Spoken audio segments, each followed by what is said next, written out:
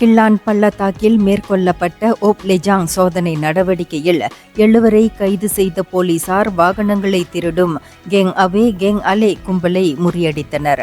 இம்மாதம் 6ஆம் தேதி அங்கு சுற்றியுள்ள பகுதிகளில் மேற்கொள்ளப்பட்ட சோதனை நடவடிக்கையில் கேங் அவே கும்பலைச் சேர்ந்த 31 முதல் 43 வயதுடைய 5 போலீசார் கைது செய்ததாக வங்சாமாஜு மாவட்ட போலீஸ் தலைவர் ஏசிபி முகமது லாசிம் இஸ்மாயில் கூறினார்.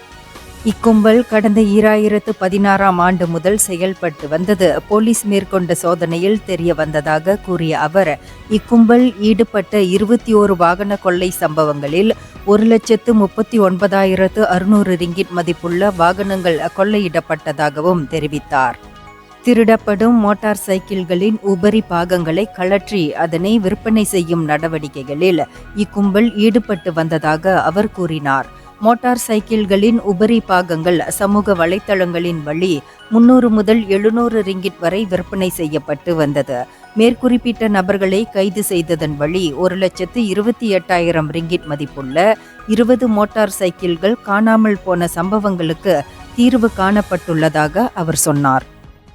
இந்தியர்களின் இதய குரல் மக்களோசை.